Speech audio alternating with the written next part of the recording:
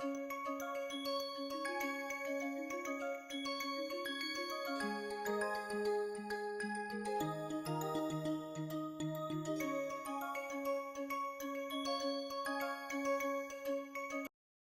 learners, welcome back to NPTEL online certification course on novel drug delivery systems. I am Dr. Satish Devanapalli, Assistant Professor at Department of Pharmaceutical Sciences and Technology, Institute of Chemical Technology, Mumbai. So far in our previous lectures, we have discussed what are the drug delivery systems, and we have discussed various fundamentals of the novel drug delivery systems, and after that we have discussed nanoparticulates as in drug delivery systems, and then we have discussed various targeted drug delivery systems.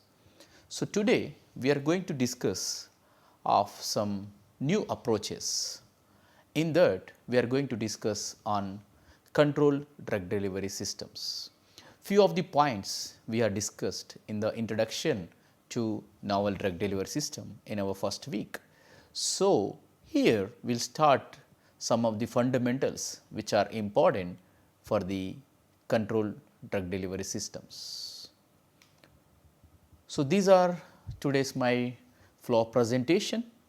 So, here we are going to discuss, so what are the controlled drug delivery systems and how which are different from the conventional formulations, and we are going to see what is the need of controlled drug delivery systems, and further we are going to discuss on some of the basic rationale for designing of controlled drug delivery systems, and further we will focus on the advantages, and we are going to see what are the limitations of the controlled drug delivery systems, and later we will see the challenges which are involved during the design and development of the controlled drug delivery systems.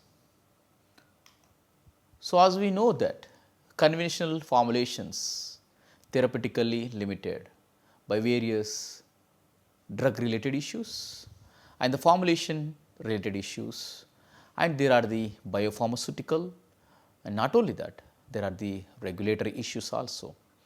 So, with that, to improve the safety efficacy of the drugs of conventional formulations is one of the major challenge.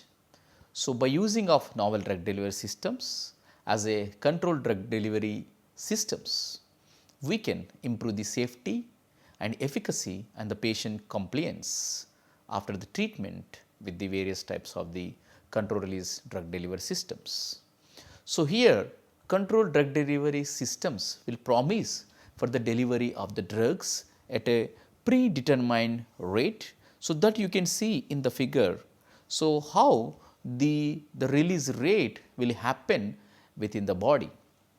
After administration of the drug, so we know that, so the drug will undergo various pharmacokinetic parameters, and then it will respond and it will show the pharmacodynamic actions. So, here to show or to undergo or for various pharmacokinetic parameters, your drug need to be released at right time. So, here what we do, here we use various strategies. With that, we will control the release, and which will design by using various polymers and the materials by various techniques, for example, as the dissolution control systems and diffusion control systems, and also with the combination of dissolution and diffusion control systems. With that, we can show the release at right place, and yes, that can happen at locally and the systemically. So, for to achieve the local and systemic release, we have to design our formulation based on the requirement, and the drug that will release for a specified period of time. So, here with the conventional system, you cannot expect the controlled release, but when we convert your drugs which are therapeutically limited by with the conventional formulations, we can translate such medicines into the control release drug delivery systems. And the goal of the drug delivery systems or controlled drug delivery system is to maintain the optimal drug concentration in the bloodstream or tissues. So, this we can understand by seeing this example. We know that this is the graph and plot speaks about the time versus plasma concentration curve, right. So, in that we know that, so this is the minimum effective concentration that is required to show the efficacy, that is a minimum concentration required to show the efficacy. And here we know that this is a minimum safe concentration. So, this is the concentration. So, below this your drug is safe for the human beings. So, we need to play within this range in the minimum effective concentration and the minimum safe concentration. So, above this it is a toxic level. So, after this your drug will show the side effects. So, these are the called as peaks and these are the valleys. So, when you see the conventional formulations, what happen? So, at each interval your concentration will go down, you need to administer new dose. Whereas, when you take zero order control release or some sustained release formulations, with these you can expect the optimum concentration in the blood and the tissues. So, that is the difference between the conventional drug delivery systems and the novel, or you can say controlled and sustained release drug delivery systems. With that, definitely by using low dose we can improve the therapeutic effectiveness of the molecules. And when you reduce the dose and if you are maintaining with the low dose for an optimal drug concentration in the blood and the tissue, definitely you can also reduce the side effects. So, that we will going to see in upcoming slides. So, here in our second topic we are going to discuss, so what is the need of the controlled drug delivery systems. So, before going that we should understand what are the limitations of the conventional dosage forms. So, here we will try to understand what are the limitations of conventional dosage forms. So, now here we can see, as we know, we understand by using that graph. So, we need to give a frequent dosing to maintain the optimal drug concentration, because of there are so many issues. Here one thing is highlighted is because of the short half life of the drugs.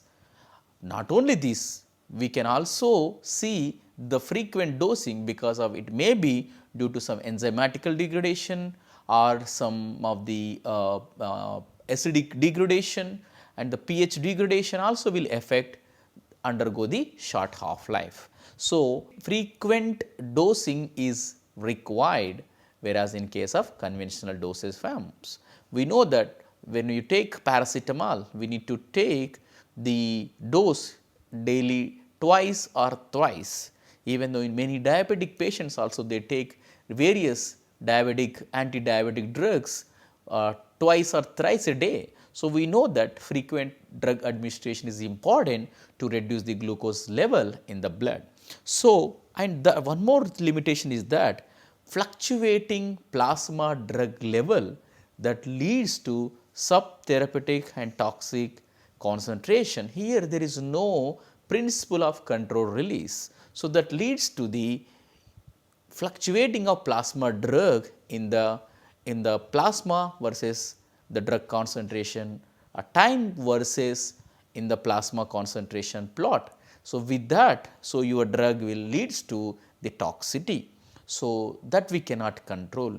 And the third point is that the poor patient compliance, because here when you use the chronic diseases like cardiovascular diseases, diabetes, so the patient need to take the medicines for years, till death also. Such cases we need to consider the daily intake, and not only that, we need to consider the other pharmaceutical inactive ingredients.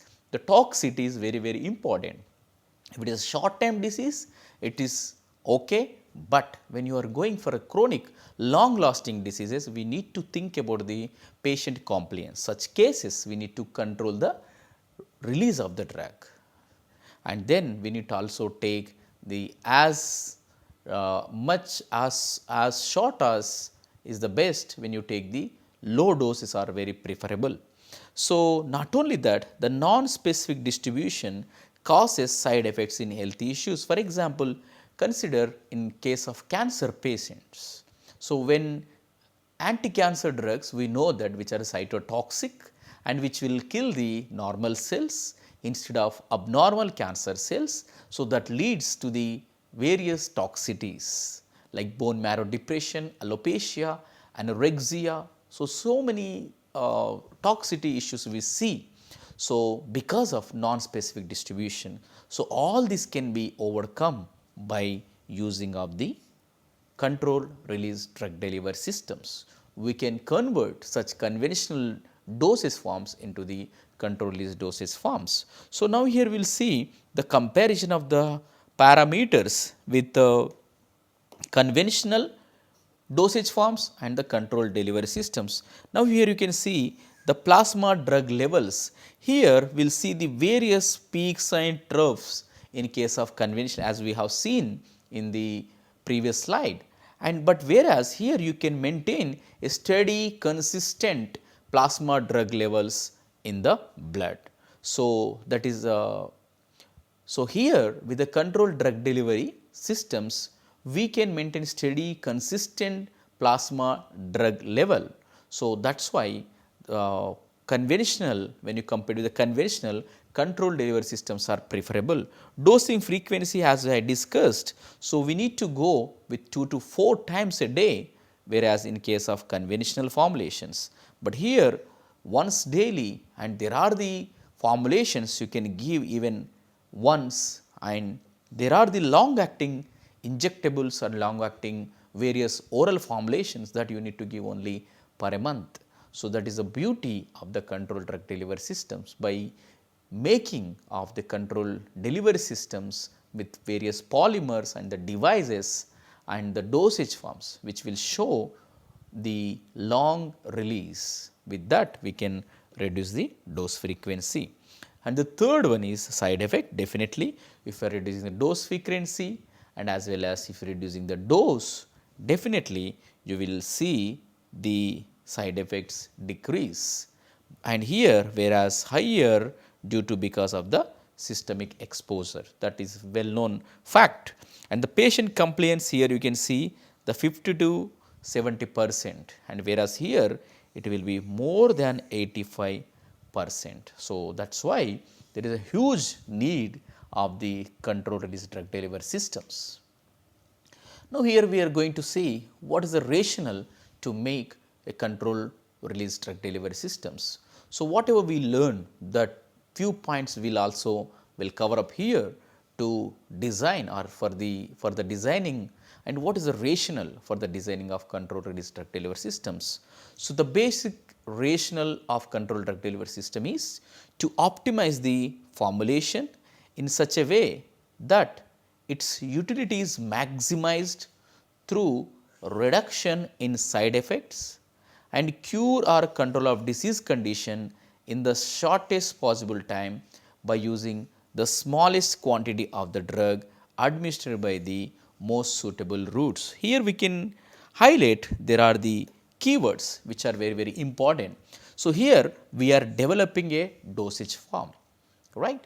So, to give control release. So, there is a strategy here involved in the formulation, and now here whatever the medicine is available, right. So, we need to reduce the side effect, that is the ultimate aim by giving the control release, and that formulation must be control the disease. If you are developing a control release system, but if it is not control the therapeutic, it will not show the any therapeutic efficacy, there is no use, because these polymers and other treatment may reduce the therapeutic efficacy of your drug. That should not be happen, and that should be released as soon as possible as an immediate release, immediate dose, and then further is control or maintain dose. That is very, very important. So, that should be come out as soon as possible, and then the dose should be very less. And here the final route is also very, very important.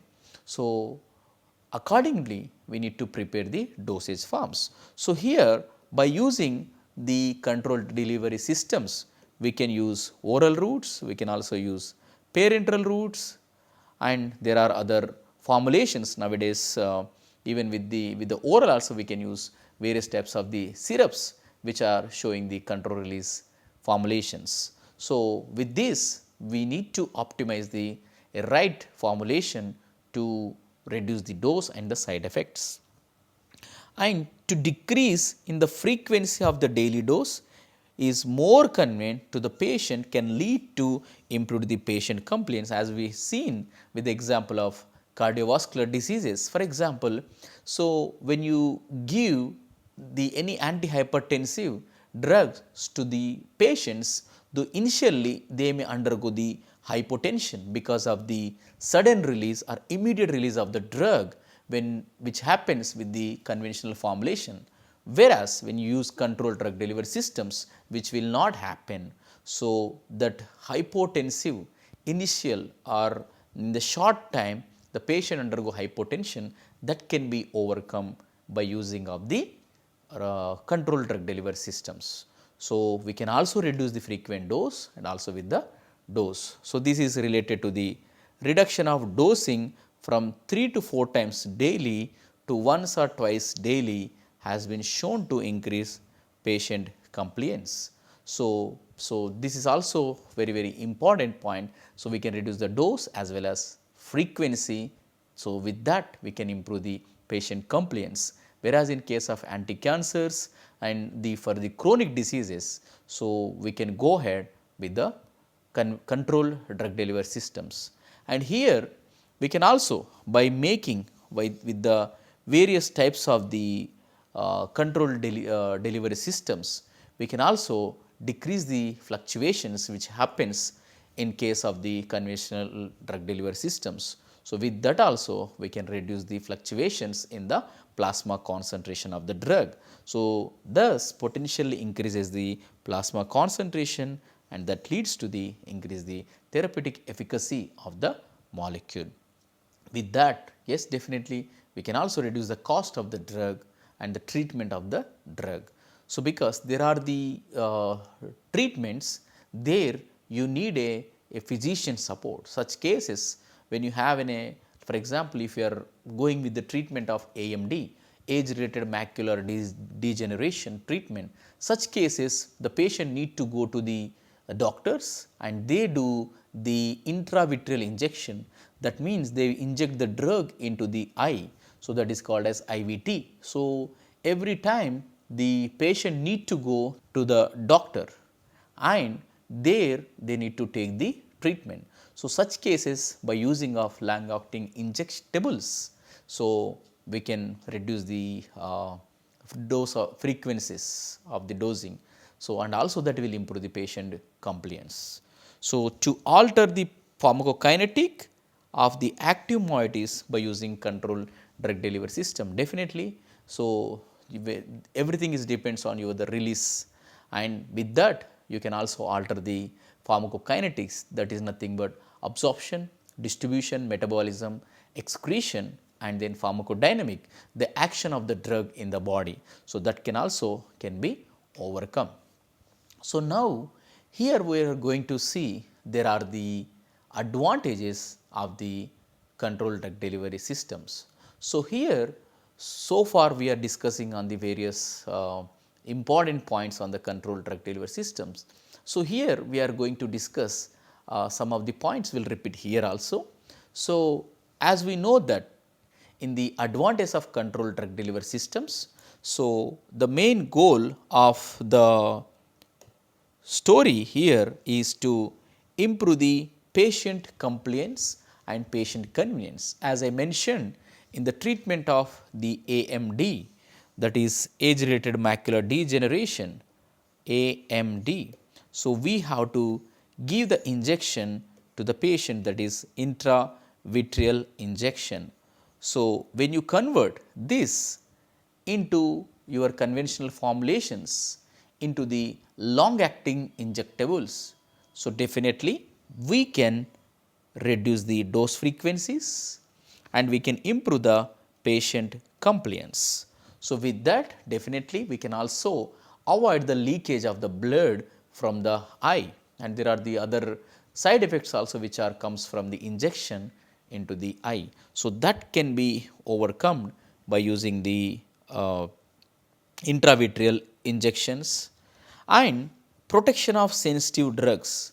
So, by loading or by treating or by encapsulating of your the sensitive molecules in a system which will control the release as well as which will protect from the various degradation pathways which happens during the process and as well as after the administration in the blood and other body parts at the physiological pH. So, that can be protected by using of these control release formulations. So, we can also, the advantage is that we can protect the sensitive drugs which undergo degradation by various pathways, and yes, by altering your release patterns by using the various novel strategies, definitely you can enhance the bioavailability as well as safety. We can also bypass the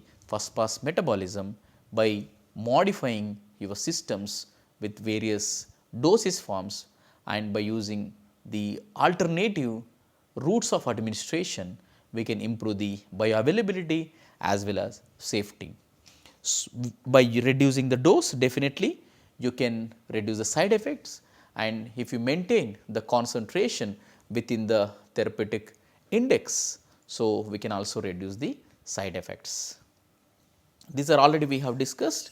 So, we can by decreasing the dose frequencies, and this is connected to the patient compliance as well as we can reduce the side effects. And this plasma drug level can be improved by giving immediate dose and the maintained dose, we can maintain the drug plasma drug concentration in the blood. And again these are already we have discussed, we can reduce the dose, with that we can also decrease the side effects of the formulations. Now, here we are going to see some of the limitations of the controlled drug delivery systems. Yes, every system has their own advantages and the limitations. So, here when you compare with the conventional systems, here also we will see there are the lot of limitations. So, here we can see the delay in onset of drug action. So, this happens because we are covering our formulations, our drugs, we are encapsulating, we are loading our drug in a polymer or we are treating with our control release polymer. So, this polymer will not release the drug immediately after administration. So, it require a time to drug to come out. So, it follows various systems, it may be diffusion, it may be dissolution control systems, and here also we use various matrix and reservoir systems. So, some systems will follow swelling, right, some systems follow degradation mechanism. So, the release of the drug it will take time. So, that will delay the onset of action. So, that is one of the major limitation, but by giving the right treatment, by giving the immediate dose on the surface of immediate release and then providing the maintained dose, with that we can overcome the by having the knowledge of the drug delivery strategy, we can overcome this thing. And possibility of dose dumping, yes, the drug sometimes with the system of the control system, so the suddenly the maximum amount of the drug will come out from the formulation. So, that is also one of the major limitation as in a dose dumping. High dependence on the GI residence time, because so gastric residence time is very important, especially in case of oral controlled release drug delivery formulations, because the release it depends totally on the GIT. So, that is one of the major limitation. So, we need to consider this parameter to overcome during the development of the novel control release drug delivery systems. And yes, the cost of the production will increase, because the conventional systems designing and development and steps involved is completely different. Here we need to play, or we need to treat our molecules or active molecules with the polymers to maintain the control release. And the polymer sometimes which comes in the very cost, and the storage of that finished dosage forms that need to that will increase the cost of the total finished dosage form. So, that is also we need to consider, but the end of the day the efficacy and the safety is very important. So, and these formulations are not suitable for all the drugs. For example, that we are going to see why which are not suitable for the all the drugs. So, that we will see in the next slides. So, here we are going to see there are the challenges which will face during the designing of the control release drug delivery systems. So, here we can classify into 4 parameters. One is complex formulation development, and the second one is biocompatibility and toxicity, third one is manufacturing and scalability issues, and the fourth one regulatory and approval challenges. So, now here we can see it is related to the formulations. So, here we need to find out, or we need to design the predetermined rate of the drug that is technically challenging.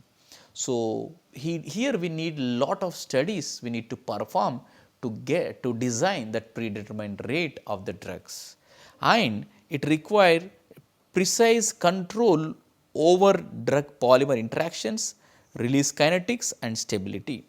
So, we need to use we need to perform tedious of studies that involves drug polymer interaction, release kinetics and stability. We need to understand the property of the drugs and the interaction with the polymer and other parameters. And the second thing, this is one more challenge, biocompatible toxicity of the excipient which we use for the control release. For example, polymers and other excipients that should be non-toxic, non-immunogenic and biocompatible. Definitely here we use only approved polymers. So, at present there are so many polymers which are safe, but in upcoming days based on the regulatory changes, may some of the drugs comes as a toxic and immunogenic and non-biocompatible. So, that is also one of the major limitation. Degradation product must also be safe. That means your polymer degraded product must be safe in nature. And here manufacturing and scalability issue that already we have discussed, and because of that method processing of control release dosage form that should be scalable and the cost effective. So, batch to batch reproducibility will be high, because of we are treating with the various control release materials that need to be optimized. And the regulatory approval challenges, definitely when you take a new materials or new method, we need to get the approval from the regulatory people. That is also one of the important. For that we need to prove the in vitro and in vivo studies to see the safety, efficacy and reliability in the human beings through various clinical trials and some of the preclinical studies. Regulatory approval is more stringent and compared to conventional dosage forms. So, that is there are so many documents available on the regulatory approvals. So, based on that and that issues and that related document, we need to consider while developing the control release drug delivery systems. So far we have discussed what are the control release drug delivery systems, what is the need of control release drug delivery system, and then we have seen the what are the advantages and the limitation, then we have seen the challenges of control release drug delivery systems. So in our upcoming class, we are going to discuss on various control drug delivery system strategies and approaches. So today I am going to stop here. So see you in next class. Thank you so much.